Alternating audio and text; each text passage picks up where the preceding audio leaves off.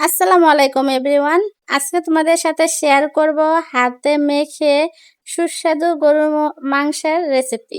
তা আমরা তো অনেকভাবে মাংস রান্না করতে পারি, সবাই মোটামুটি মাশাআল্লাহ রান্না তো পারি।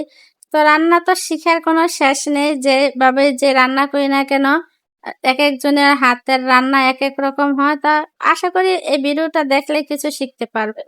তো দেখতে পাচ্ছ আমি কিন্তু প্রথমে মাংসগুলোকে ভালোভাবে ধুয়ে নিয়েছিলাম। এখন আবার ধুয়ে নিব একদম পরিষ্কারভাবে, যতক্ষণ পর্যন্ত সাদা পানিটা বের না হয়ে আসবে ততক্ষণ পর্যন্ত আমি এটাকে ভালোভাবে পরিষ্কার করে ধুয়ে নিব।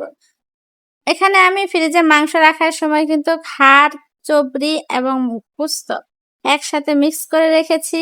কারণ মাংস রান্নাতে যদি হাড় না থাকে তাহলে কিন্তু মাংস সহজে সিদ্ধ হতে চায় না, আর চবড়িটা যদি না থাকে তাহলে উপরে যে কালারটা বেশি আসে না, গরু মাংসের উপরে তেল তেল, ওইটা কিন্তু ভাসবে না।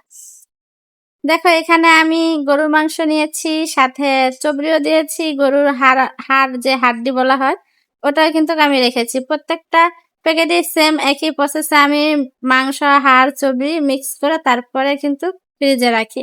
তো এখন তোমাদের সাথে শেয়ার করার জন্য এক প্যাকেট নিয়েছি। এখানে 3 কেজি মাংস আছে। 3 কেজি মাংস এখন আমি হাতে মেখে ঘরোয়াভাবে কিভাবে রান্না করলে খেতে খুবই সুস্বাদু হবে, কালারও সুন্দর আসবে এবং সবাই পছন্দ করবে, সেটাই তোমাদের সাথে শেয়ার করব। দেখতে পাচ্ছ আমি এখানে একটা পাত্র নিয়েছি, একে একে সবগুলা মাংস আমি এই পাত্রের মধ্যে দিয়ে দিব। তোমরা প্রথমে যে পাত্রে রান্না করবে সেই পাত্রটাই কিন্তু নিবে, কারণ ওই পাত্রতেই আমরা হাতে পুরো মাংসের সাথে মশলাগুলো মিশিয়ে নিব। অনেকে অনেক ধরনের মশলা ব্যবহার করে মাংস রান্না করো, আর আমি যেহেতু কুরবানির মাংস রান্না করতেছি এটাতে এত বেশি কোনো মশলা দিতে হবে না। সাধারণ ঘরে থাকা মশলাগুলো দিয়ে যদি রান্না করে তাহলেও কিন্তু এটা খেতে খুবই সুস্বাদু হবে। এখন এখানে কেটে রাখা 5টা পেঁয়াজ দিয়ে দিচ্ছি। এগুলা আমি যে মশলাগুলো ব্যবহার করতেছি তোমরা তোমাদের মাংস অনুযায়ী দিবে, কারণ আমি এখানে 3 কেজি মাংস নিয়েছি, সেই অনুযায়ী কিন্তু সব মশলা অ্যাড করব। তো 3-4 কেজি মাংসের জন্য আমি 3 টেবিল চামচ আদা রসুন পেস্ট, 2 চামচ হলুদের গুঁড়া আর 1 চামচ মরিচের গুঁড়া দিচ্ছি। কারণ কুরবানির মাংসে আমার মনে হয় যদি মরিচটা বেশি হয় তাহলে স্বাদটা পাওয়া যায় না। এখানে দিয়ে দিচ্ছি জিরা পেস্ট। এটা কিন্তু শুধু জিরাটা ভিজিয়ে রেখে শিলপাটায় বেটে পেস্ট করে নিয়েছি। দিয়ে দিলাম পরিমাণ মতো লবণ। লবণটা আমি 2বারে ব্যবহার করব, কারণ একেবারে লবণ দিয়ে দিলে কিন্তু লবণটা কম বা বেশি হওয়ার সম্ভাবনা থাকে, সেজন্য লবণটা 2বারে দিলেই ভালো হয়। দিয়ে দিলাম গরম মশলার গুঁড়া। এটা আমি হাতেই তৈরি করেছি ঘরে। আর এখানে দেখো একটা বোতলের মধ্যে আমি তেল নিয়েছি, এখান থেকে অর্ধেকটা তেল আমি এখানে দিয়ে দিব, কারণ আমার গোস্তের মধ্যে কিন্তু প্রচুর চবড়ি আছে, সেখান থেকে অনেকটা তেল ছাড়বে, সেজন্য তেলটাও কম লাগবে এখানে।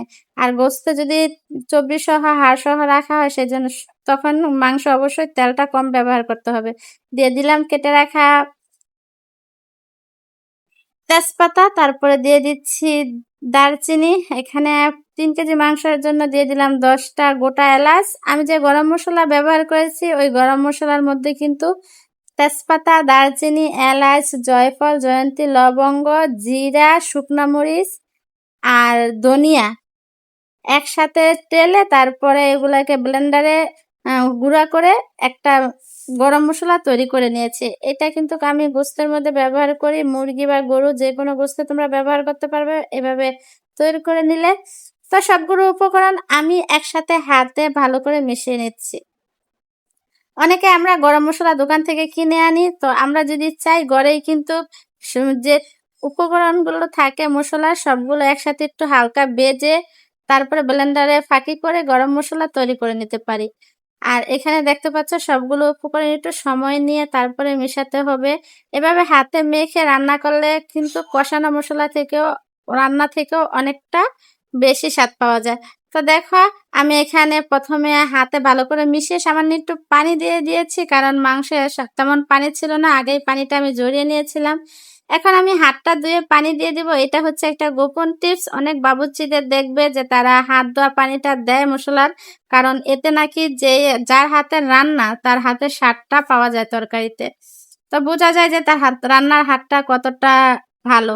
তো এখন আমি এগুলা রেস্টের জন্য 30 মিনিটের জন্য রেখে দিয়েছি। তোমাদের কাছে যদি আরো সময় থাকে তোমরা রাখতে পারো। 20 থেকে 30 মিনিট রাখলেই কিন্তু যথেষ্ট। 20 থেকে 30 মিনিট রাখার পর এটা আমি রাইস কুকারে বসিয়ে দিয়েছি। তোমরা চাইলে মাটির চুলায়, গ্যাসের চুলায় তোমরা যেভাবে রান্না করো সেভাবে বসিয়ে দিতে পারবে। দেখো 5 মিনিট পরেই কিন্তু এটা বলক চলে এসেছে। এই অবস্থায় আমি একটু নেড়ে চেড়ে মিশিয়ে নিয়েছিলাম। আবার পুনরায় যখন 10 মিনিট পর ঢাকনা তুলেছি তখন দেখি যে একেবারে পানিটা ছেড়ে দিয়েছে। দেখো পানিটা কিন্তু মাংস থেকে ছেড়ে দিয়েছে। আমি এই পানিটা দিয়ে ভালো করে কষিয়ে নিব। তোমরা মাংসের মধ্যে যে পানিটা ব্যবহার করবে প্রথম অল্প একটু, আর মাংস থেকে যে পানিটা উঠবে সেটা দিয়ে মাংসটাকে একটু ভালোভাবে কষিয়ে নিবে। পরবর্তীতে পরিমাণ মতো মাংস সিদ্ধ হওয়ার জন্য পানিটা দিয়ে দিবে। দেখো আমার পানিটা কমে এমন হয়েছে। আমি যেহেতু রাইস কুকারে রান্না করতেছি এখন আর বেশি শুকাতে পারবো না। বেশি শুকাতে গেলে রাইস কুকার অটো বন্ধ হয়ে যাবে। সেজন্য আমি এখনই পরিমাণ মতো যতটুকু ঝোল রাখবো পানিটা দিয়ে দিব। পানিটা দিয়ে ডেকে দিব মাংস সিদ্ধ হওয়ার জন্য। আর এটা রান্নার পরে কালারটা কেমন আসবে আর খাবার যে কতটা সুস্বাদু হবে, তোমরা যদি চাও অবশ্যই তোমাদের হাতে মেখে এভাবে রান্না করে দেখতে পারো। দেখতে পাচ্ছ যে এখন আমি ঢাকনা দিয়ে ডেকে দিচ্ছি। আমি পরিমাণ মতো পানি দিয়ে ঢাকনা দিয়ে ডেকে দিয়েছিলাম। এই তো দেখো পানিটা শুকিয়ে রাইস কুকার কিন্তু বন্ধ হয়ে গেছে, কারণ এটা অটো। আর এখানে আমি চাইলেও নিজের মন মতো করে রান্না করতে পারবো না। যদি গ্যাসের চুলা বা মাটির চুলা হতো তাহলে হতো।